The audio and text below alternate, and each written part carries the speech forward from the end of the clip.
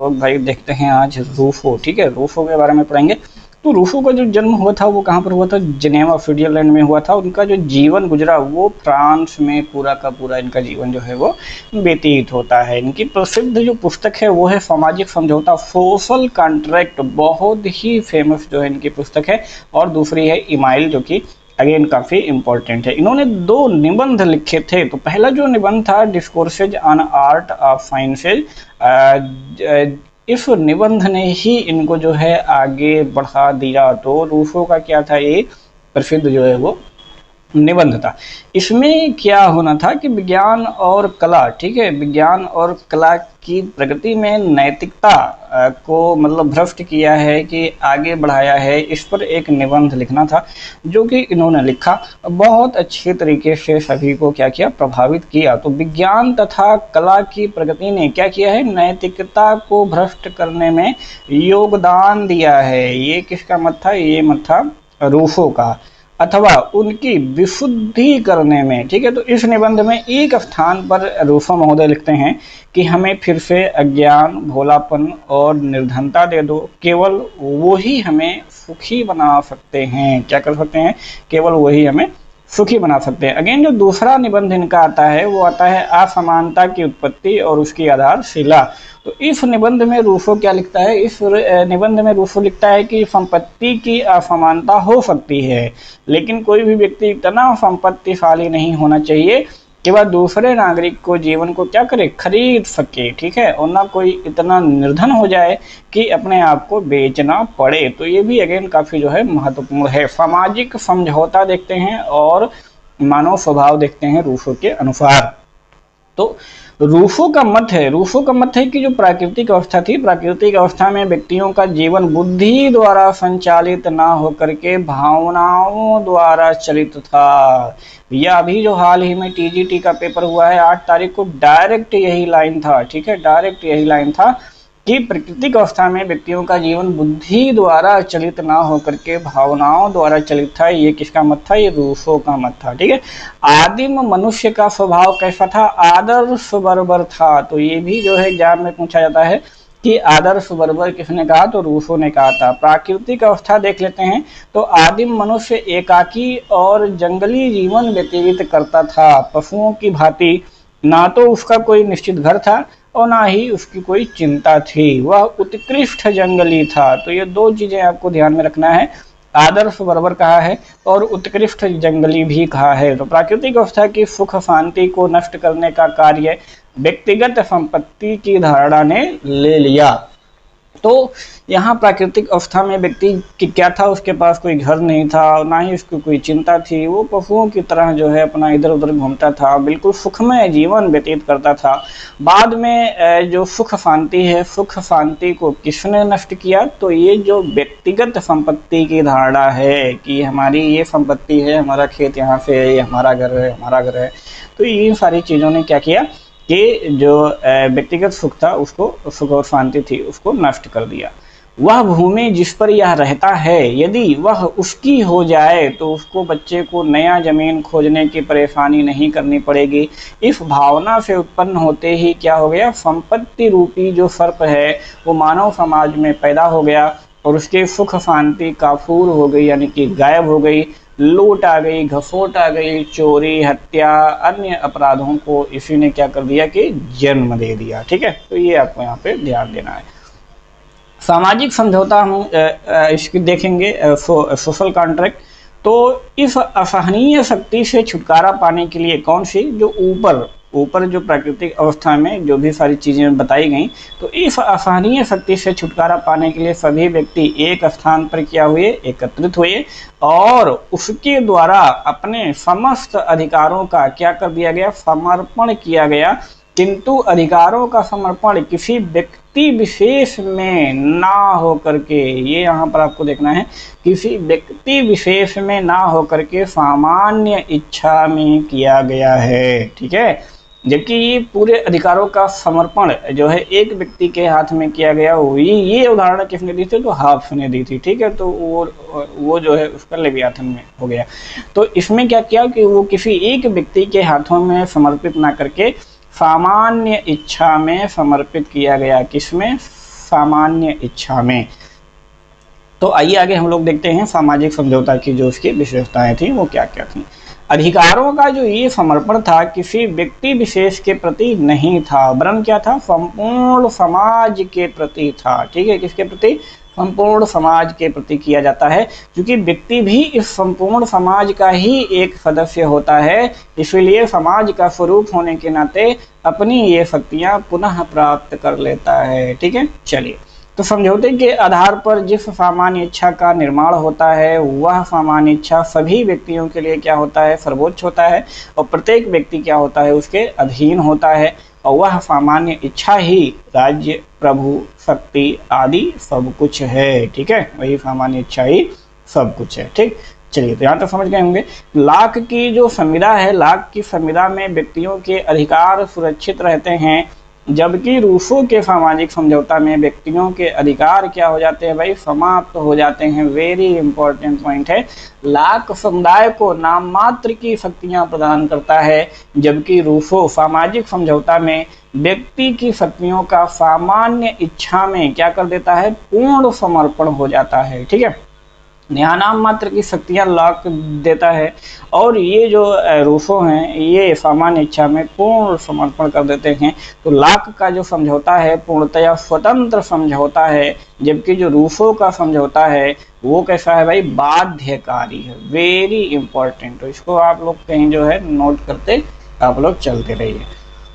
चलिए आगे बढ़ते हैं हम लोग। तो वह पहला व्यक्ति समाज का वास्तविक जन्मदाता था जिसने भूभाग को एक बाड़े से घेर कर कहा कि ये मेरी भूमि है, और जिसे उसके उस कथन के प्रति विश्वास करने वाले सरल व्यक्ति मिल गए। ठीक है, ये किसने कहा था भाई, रूसो ने कहा था। ठीक है, चलिए अब हम लोग देखेंगे रूसो की सामान्य इच्छा के बारे में। तो जो रूसो महोदय थे उन्होंने कहा कि भाई जो इच्छा है वो दो प्रकार की होती है, एक होती है यथार्थ इच्छा जिसे कि हम लोग बोलते हैं एक्चुअल विल, और दूसरी आदर्श इच्छा जिसे कि हम बोलते हैं रियल विल। ठीक, तो एक्चुअल विल क्या होती है, एक्चुअल विल व्यक्तिगत हित से प्रेरित होती है। ठीक है, व्यक्तिगत हित यानी कि जिसमें व्यक्ति का स्वयं का कोई हित हो, जबकि जो रियल हित होता है, सॉरी रियल विल जो होता है, इसका लक्ष्य क्या होता है, संपूर्ण समाज का कल्याण। ठीक है, क्या होता है, संपूर्ण समाज का कल्याण। तो ये होता है एक्चुअल विल और रियल विल में अंतर। तो इन्होंने कहा कि भाई जो आदर्श इच्छाओं का योग है, आदर्श इच्छाओं का योग यही क्या है, सामान्य इच्छा है, यही क्या है, जनरल विल है। ठीक है, चलिए महत्वपूर्ण तथ्य थोड़ा सा देख लेते हैं। तो जो सामान्य इच्छा की अवधारणा है ये रूसो द्वारा प्रतिपादित की गई लोकप्रिय प्रभुता की जो अवधारणा है वो रूसो द्वारा जो है प्रस्तुत की गई। सामान्य इच्छा सदैव ही विवेकपूर्ण एवं न्याय संगत होती है, क्योंकि जनता की वाणी ईश्वर की वाणी है। ये किसने कहा था, रूसो महोदय ने कहा था। सामान्य इच्छा के प्रति वास्तविक आपत्ति यह है कि जहाँ तक यह इच्छा है सामान्य नहीं है, और जहाँ तक यह सामान्य है वो इच्छा नहीं है। ये किसने कहा था, हाफ हाउस ने कहा था। तो ये भी वेरी इंपॉर्टेंट है, पूछा गया है आपके एग्जाम में। सामान्य इच्छा की विशेषताएं हम लोग देख लेते हैं। तो सामान्य इच्छा इज इक्वल टू क्या होता है भाई, संप्रभुता। ठीक है, यहाँ पर आपको अखंडता और अविभाज्यता और सर्वोच्च एवं निरंकुश और अस्थाई, और लास्ट में आपको मिलता है लोक कल्याणकारी। यानी कि सामान्य इच्छा क्या होती है, सदैव अच्छी होती है। सामान्य इच्छा भाई क्या करता है, सबका कल्याण सुनिश्चित करता है। ठीक है, चलिए तो ये आपको यहाँ से नोट करके रखना है। सामान्य इच्छा और सर्वसम्मति में अब हम लोग देखते हैं कि अंतर क्या होता है। तो समाज के जो समस्त सदस्य हैं, समाज के समस्त सदस्यों की कुल इच्छाओं का जो योग होता है वो सामान्य इच्छा कभी नहीं हो सकता है, क्योंकि हम लोग जानते हैं कि समाज के जो समस्त सदस्य हैं उनकी इच्छाओं में सदस्यों के व्यक्तिगत स्वार्थों का भी क्या होता है भाई, सम्मिश्रण होता है, क्योंकि सामान्य इच्छा का संबंध केवल सामान्य हितों से होता है। ठीक है, तो ये चीज़ें आपको समझ में आ गई होगी कि समस्त सदस्यों की इच्छाओं में क्या होता है, सदस्यों के व्यक्तिगत स्वार्थों का सम्मिश्रण होता है, जबकि जो इच्छा है, इच्छा का संबंध केवल क्या होता है, सामान्य हितों से ही होता है। महत्वपूर्ण तथ्य में थोड़ा सा देखेंगे तो मनुष्य स्वतंत्र पैदा हुआ है किंतु सर्वत्र जंजीरों से जकड़ा हुआ है। रूसो महोदय ने कहा था, वेरी इंपॉर्टेंट पॉइंट है। हाफ रूफो एक समझौता तथा लाक दो समझौते की बात करता है, ठीक है। तो हाफ और रूफो एक समझौते की बात करते हैं, जबकि लाक दो समझौते की बात करते हैं। प्रकृति की ओर लौटो, ये किसने कहा था? रूफो महोदय ने कहा था। प्राकृतिक कानून, ये जो है हाफ। प्राकृतिक अधिकार लाक, और प्राकृतिक स्वतंत्रता रूफो द्वारा प्रतिपादित किया गया है। वेरी इंपॉर्टेंट है, ठीक है। तो प्राकृतिक कानून की बात करें तो हाफ ने, प्राकृतिक अधिकार की बात करें तो लाक ने, और प्राकृतिक स्वतंत्रता की बात करें तो रूफो द्वारा प्रतिपादित किया गया है। राज्य की उत्पत्ति का जो सर्वाधिक विवादास्पद सिद्धांत है वो सामाजिक समझौते का सिद्धांत ही है, ठीक है। तो यहाँ से आपको ये भी जानते रहना है। प्रत्यक्ष प्रजातंत्र जो है रूफो इसका समर्थक था। लोकतंत्र तथा तानाशाही यानी कि सामान्य इच्छा का जनक ये रूफो था। मनुष्य को स्वतंत्र होने के लिए बाध्य किया जाएगा, ये किसने कहा था भाई? रूफो ने। ये आई थिंक टीजीटी में जो है ये आया हुआ था, ठीक है। राज्य की सदस्यता के बिना व्यक्ति का जीवन असंभव है, रूफो महोदय ने कहा था कि व्यक्ति राज्य में उतना ही स्वतंत्र है जितना प्रकृति में, ये भी रूफो ने ही कहा था। वैधानिक संप्रभुता की बात आए तो ये किसका था भाई? हाफ का था, ठीक है। राजनीतिक संप्रभुता की बात आए तो ये लॉक महोदय हो जाएंगे। लोकप्रिय संप्रभुता की बात आएगी तो ये रूफो महोदय हो जाएंगे, ठीक है। स्वतंत्रता को त्यागना मानव अस्तित्व को त्यागना है, ये रूफो महोदय ने कहा था। चिंतनशील व्यक्ति विकृत पशु है, ये रूफो महोदय ने कहा था। नागरिकों की अपनी इच्छाओं का दमन करना चाहिए और सार्वजनिक कल्याण की सामूहिक चेतना का विकास करना चाहिए, ठीक है। यानी जो व्यक्तिगत इच्छा है उसका दमन करके सार्वजनिक कल्याण और सामूहिक चेतना का विकास करना चाहिए, ये किसने कहा था? रूफो महोदय ने कहा था। संपत्ति का विकास उस समय हुआ जिस समय मनुष्य ने घेरा बनाना शुरू कर दिया कि भाई यहाँ से यहाँ तक मेरी जमीन है।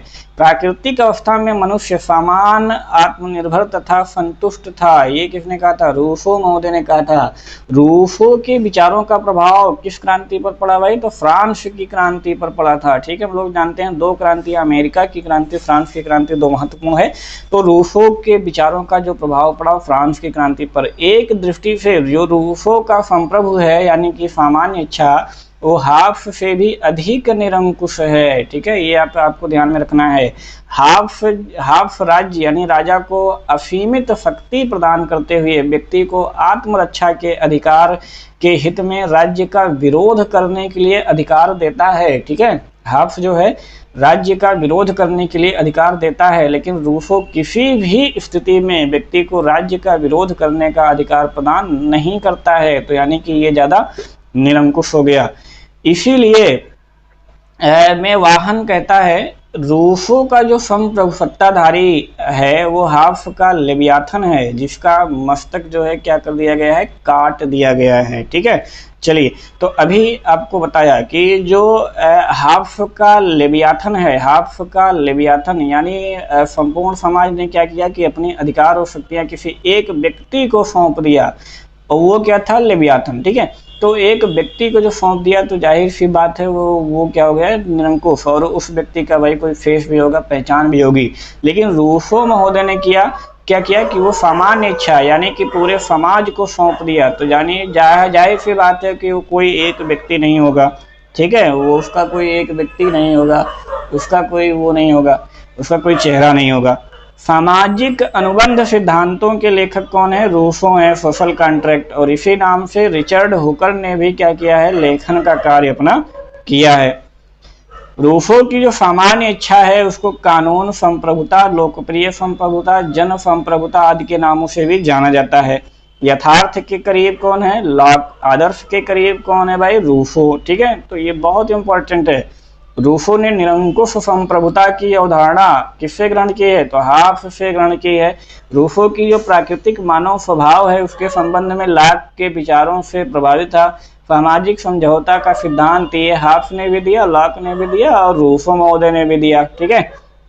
तीनों लोगों ने व्यक्तिवाद के सिद्धांत पर आधारित था, जिसमें क्या है? व्यक्ति साध्य है और राज्य क्या होता है भाई? साधन होता है, ठीक है। राज्य क्या होता है? साधन होता है।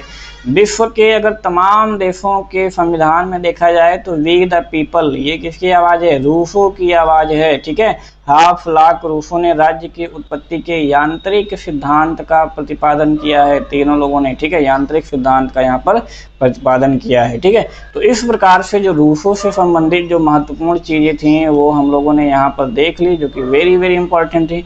इसमें कुछ भी अगर भाई छूट रहा हो, कुछ भी मिस्टेक हो गई हो, गलती हो गई है, तो बिल्कुल आप लोग कमेंट कर करके जो है इसको बताइए। डिस्क्रिप्शन में हमारे टेलीग्राम चैनल का लिंक दिया गया है, आप उसे ज्वाइन करिए। तो मिलते हैं नेक्स्ट वीडियो में, तब तक आप लोग ऐसे ही बने रहिए हमारे साथ, अपनी तैयारी बनाए रखिए। वीडियो देखने के लिए बहुत बहुत धन्यवाद। जय हिंद।